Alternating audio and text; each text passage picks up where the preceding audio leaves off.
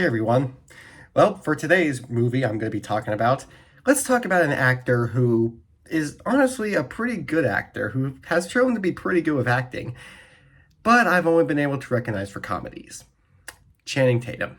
Channing Tatum, he is a really good actor. He definitely has some fun range. However, he's been on a lot of dramas, and I've only ever seen most of his comedies. Haven't really been getting much into the dramas he's been in, just more so because it's bad luck. I choose movies randomly, and I guess randomly, the only Channing Tatum movies I've been able to see were mostly comedies. So films like 21 Jump Street, or even, of course, Deadpool and Wolverine, you all know him in that one. Those are the movies I know him for. But I knew that he's been in a lot of dramas, and while I haven't seen many of those, I do have faith that he can be pretty good at acting. And that faith grew when I saw him in this new film that just came out, Roofman. Yes, Roofman, a biopic about a man who likes to rob places, but also has a big heart. So yeah, it's a true story. So you can't say it's a stupid premise. I mean, I guess you still could, but regardless, there are some things I wanted to see for this movie. It's not just because Channing Tatum was in it and he's a good actor, but also because it is an interesting, fun story. It's got a fun, charmed look to it, and it takes place in North Carolina, my state. So when I found that out, I was like, oh my God, North Carolina is my state. I actually didn't find that out until later, as it was already released. I was already interested in seeing it, and I didn't know about it being taking place in my state until it came to that weekend I was going to see it. And that just gave me more reason to be happy for it. But anywho, I saw it. I went ahead and got my thoughts to it. I finally got to see more of Channing Tatum's non-comedic acting, but also still comedic because he does still provide some sort of comedy in his serious roles. Anyway, these are my thoughts of it. So this movie mostly is three genres: a biography, a crime film, and a drama. The genres that this movie has, let's talk about each of them here and there. First, let's talk about its crime story. Now, I've mentioned this a bunch of times before. I love movies that focus on our protagonist being someone who's all about crime. It's always fun to see those kind of movies where our main character is not someone you have to be 100% on the side with. Someone is doing bad things, and you're like, yeah, this is fun. And this movie does paint that sort of story. However, in a sort of a twist turn, this is a criminal who's also a nice guy. Okay, that's not really a new thing. We have seen that before, but it's sort of a crime story about a man who's dangerous in most places, but other times is just nice. Yeah. He, anytime he robs a place, he tries to be as polite to the people he robs as possible while holding a gun in their face. It's like, all right, everybody just please get down and be good. I will get this shortly, okay? I don't want to hurt you. That's literally what he's like. He's a man who holds a gun at people, but also has a nice, positive sight with them. He also, of course, tries to grow a heart, gets more acquainted with people, has a good attitude. It's someone I like to be, I love to kind of be that man who means well, but also doesn't want to always follow the rules 24/7. I'm not saying I'm a heavy rule breaker, but I'm not saying I'm a heavy rule follower. So it's someone I like to be. I think most of his character in this movie is kind of what I like to be. A man who can usually do crimes, but still cares about people. So yeah, that's who he is. I mean, I know robbing isn't something that means you care about people, but if you gotta make money, you gotta make money. I don't know. That's what the crime in this movie is, and I like it. It's just a man who means well, but also robs places. That's fun to enjoy. Now for drama, well, the drama is mostly with romance. This man has romance problems to deal with along with his crime wife. He loses a wife because of his crimes, then he tries to get to another girl. That's kind of where it goes to the drama. The emotional tense of him trying to hide from the public while also getting involved with the public, where he starts growing more acquainted with people, and from there it makes it harder for him because he knows he's supposed to be hiding, and once he's caught, all that good stuff he's doing with these people are just gonna disappear.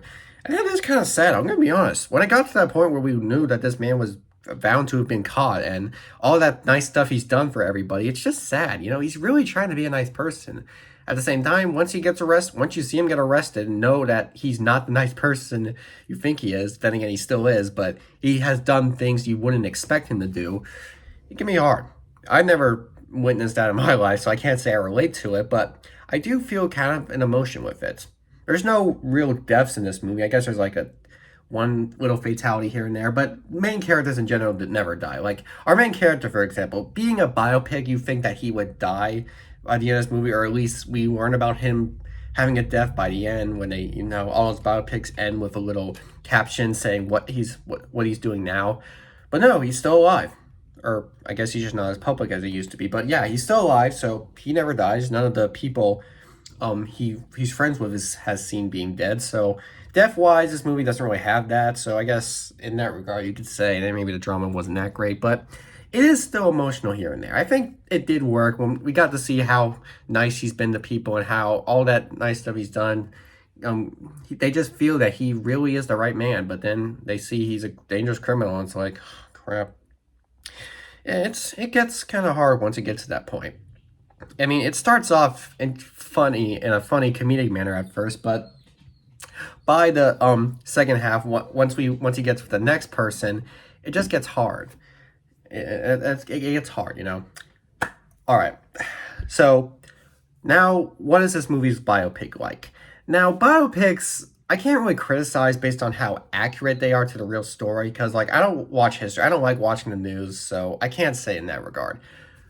I think the idea is, how does this work as a story I'm interested in? Is it a story that deserves the big screen treatment, deserves the attention? That's kind of where the criticisms can come from. But honestly, yeah, this is a story I like to hear. I like to enjoy this. Like I mentioned, his ideas of crime are fun. He hides out. He comes up with his own little locations to sleep in. I like how he sort of sets up his own little room to hide in inside a store. It's fun. He gets to walk around overnight, does whatever he wants. He really does have a fun life. Now, of course, I would have to know how much of that is real, but his story is nice. I do like to root for sort of what he does.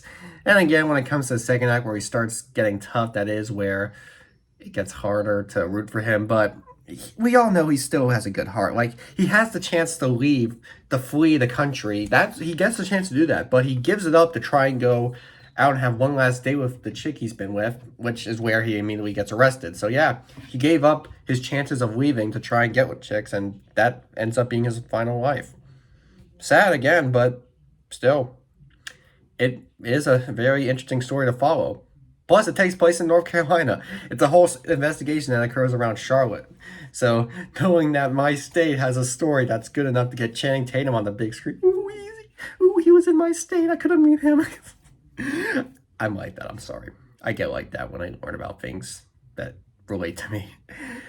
But yes, it's a fun biopic story. If it didn't take place in my state, maybe it could change. Like, maybe I wouldn't be as invested, or maybe I just wouldn't see the movie in that manner if it took place in Chicago or something. But in all due respect, with where it took place, where it's set, where it was mostly filmed, that's a good reason to enjoy the biopic. But it is still a fun story because, like I said, this is a guy who is really fun to enjoy. He commits crimes, but still has a heart. Those are the kind of people I like. I like to be that kind of person. Then again, maybe it's not a good thing to think about. So I've said a lot about the story, but let's talk about the actual story. Because in this case, I have been able to memorize it pretty well. I know pretty well how the story plays out. We have our main character, who is called the Roofman. That's his nickname that the news gives him. It opens with him robbing a McDonald's, still being a nice guy too. Like, he literally is like, all right, everyone, I just need some money, so give me the keys, and then nicely go into the walk-in area. He even offers them a coat. That's cute. He offers them a coat. Then, naturally, afterwards, he continues robbing more McDonald's. He seems to enjoy the spree of robbing places while still being nice to the people he robs. Then we learn he has a family, a big happy family, a wife, a bunch of kids he tries to look out for. But things get messy when one day, when he gives his child a bike, that's the day the police show up to arrest him. Then he's arrested. Yep, that's a sad moment. You get a bike from your father, then that same day the cops show up and he just gets on the ground. Then he's in prison for a while. He sort of befriends some of the folks, but that doesn't go any well. It doesn't Shawshank Redemption anything. Instead of escaping through a tunnel, he escapes through a truck. He finds a way to get underneath the truck and escape. That was pretty illogical in one way, but it is a true story, so maybe it's not illogical. He escapes, and from there he has to find out where to hide. He tries getting help from his friend, who I guess is supposed to be like a husband to his cousin. That's what they said. he recommends he flees, but then he comes up with his own solution and finds a Toys R Us. Yes, this movie takes place, by the way, in the year 2004. So it's a 2004 story, and it's obviously not that long ago. It was like 20 years ago, which damn, that is long ago. But I mean, it is I guess in a way. I don't want to say it's old, but it is. But anyway, yeah, it's 2004. It's the year all sorts of stuff happened. Anyway, yeah, that's the year it take place. He finds a Toys R Us to go to, a nice big happy one with lots of toys in stock. It's not something you really see that much anymore, sadly. But anyway, yeah, he finds a Toys R Us. He finds a way to hide out in it. He manages to get inside, sneak in, and runs in through the vents, but then finds the perfect place for him to hide out in, behind a bike rack. That's, what is that? It's a whole setup area that he finds that he can actually set up his own little small bedroom in. He's able to set up a bed and all sorts of stuff, get as much stuff as he wants. He succeeds in turning off the security cameras, getting out, stealing as much as he wants. He's just enjoying the life inside of Toys R Us. It's fun. Looks like fun, I'll be honest. He's doing the overnight challenge, taking it too far. I love it. Something I would love to do, but of course, we all know how far this movie can go. Later on, he starts to learn more about the employees and how the manager, Peter Dinklage, plays the manager. So a kid is running a kid's store. He acts like a kid too. I'm just gonna say that. Anyway, yeah, he's the manager. He learns that he's a douchey manager, and he doesn't like that. That's where he starts to get a love interest with one of the employees, played by Kirsten Dunst. 2000s chick. We all know 2004. She was the Spider-Man whore. In this movie, she's not really much of a whore. I mean, they do, once he meets her, they have sex, like, not very, doesn't take too long for them to have sex, so it's kind of like Mary Jane in a way. But anyway, yeah, he starts to get acquainted with more people once he's able to leave Toys R Us and hide out. He thankfully can befriend more people who either don't know who he is, or just don't want to rat anyone out. Yeah, that's what it is. It's either they don't know about the story, or they just don't want to be snitches. He learns that the news have been pretty much over-exaggerating his escape, saying that he's a very dangerous convict and that people should be scared of him, when really he's just a nice guy who just robs places here and there. Anywho, yeah, he is able to escape as he just befriends Kirsten Dunst, who also has kids that he's able to win over by giving them video games he stole from Toys R Us.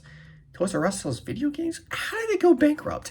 Anyway, yeah, he does that, and then he manages to get acquainted with the kids really well. He becomes a good father figure to them, just completely ignoring the kids he already has, since they pretty much gave up on him.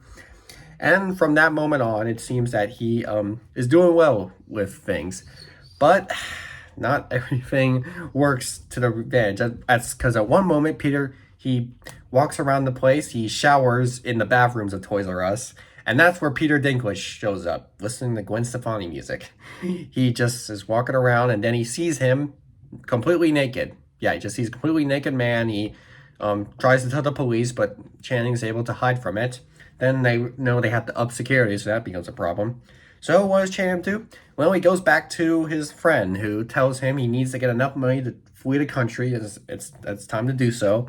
So what he does, he steals a gun. He uses that gun to try and rob Toys R Us, and unfortunately, it doesn't go in his usual route, as he tries to do it the nice way, like he did with McDonald's, but it fails when the security guard starts acting up to him, and that's when he hits him, which ends up meaning that he just murdered him, but he didn't want to do that. Gets worse when Kirsten Dunst arrives, and she immediately recognizes him through the eyes. I mean, it's always the eyes, man. She just sees his eyes and is like, oh my god, it's you. Doesn't take a second for her to realize it. Yeah, she realizes it's him, despite him wearing a mask. Just the eyes, you know. And from there, Channing is screwed. What does he do? Well, he goes to the dentist to try and burn all the files, which ends up completely destroying the entire building, which he obviously didn't mean to do. And he gets a wig, he gets a passport from his friend, and he finally has the chance to leave. But he gets a call from Kirsten, who tells him she wants to have Christmas dinner with him. So he decides to go ahead and let love come first and take that opportunity to go have dinner with her one last time. Unfortunately, it was a setup. Yeah, she set him up. The police were there. They all arrested his ass. He's gone to prison. He's left in prison. Gets to visit her one last time, but that's the end. And afterwards, we get, during the credits, they show the real life story of him, where we learn that the actors they got for the roles were probably not the most easy lookalikes. I mean, this movie's plot was really fun to follow, but the lookalikes they got weren't the best. They got Channing Tatum. We see who the real man is, and all due respect, maybe it's just from how old he looks now, but yeah, maybe I don't know who else they could have gotten, but it's pretty easy to criticize this movie for that reason. Do I criticize the movie for that reason? No, no, no. This story, with how well I was able to follow it, with how well I was able to get through it, I think this movie's really great. Yeah. It has not been acclaimed by many people. It's not become a huge box office hit. Of course it hasn't. But I love it. I think it's one of the most interesting and fun movies of this year. It's got a good heart, a good story to it. I just really like the story it has, and I think it really does have a good taste to it. It's my taste. A criminal who means well. I love those kind of people. And this movie just really embarked with that. Granted, it's not flawless. I do admit some of the little choices he makes. I mean, yeah, not every choice he makes I approve of. I think he does go in rough directions. Maybe the love life kind of took not the most fun turns at times, but that is what all romances are. It wasn't a terrible romance, but it is Kirsten Dunst just doing another Mary Jane in a way. Regardless, those are minor flaws. The movie is still really great. I loved it. I think more people should enjoy it, or maybe at least more people who live in my state, because, yeah, it's a fun story. It's maybe not the most impactful story. It's not about a man who murders so many people, but it is about a man who robs places but still is really nice to them about it. And in a way, that's a fun story to make a film out of. They even tell us that all the people this movie talked about are still alive and, in a way, are still as active as they were. Sort of. We see some modern interviews with them, which is, of course, where we realize, okay, these actors don't really look that alike. But hey, it can't always be winners. Maybe that's why people want to criticize this movie, because the actors do not look at all like the characters they're portraying. But I still think the story works fine. The performances were still good in their own way. So even if they don't look that alike, they were still good performances. That's just what I think. Historians will criticize the movie for that reason, but I don't mind it. I think it's fine. So character arc wise, maybe that's a flaw for this movie, but that's a minor flaw. 8 out of 10. That's what I give this movie. An 8 out of 10. It's fun. It's interesting. It's amusing. It has good drama to it. It's a really intriguing story for me. And if you enjoy these kind of stories like I do about men who commit crimes but are still good people, in a way, you will enjoy this movie like I do. Maybe. I don't know. We all have different tastes. But yes, Roofman is a great movie in my opinion. I would have it up there with maybe top 5, maybe just top 10. Top 10 best movies of the year. Always enjoyed it. I hope you can see it too, because it's really good story. If you don't want to see it because you don't care about this kind of crime, then that's fine. But for people who do like these kind of crimes like I do, go see it.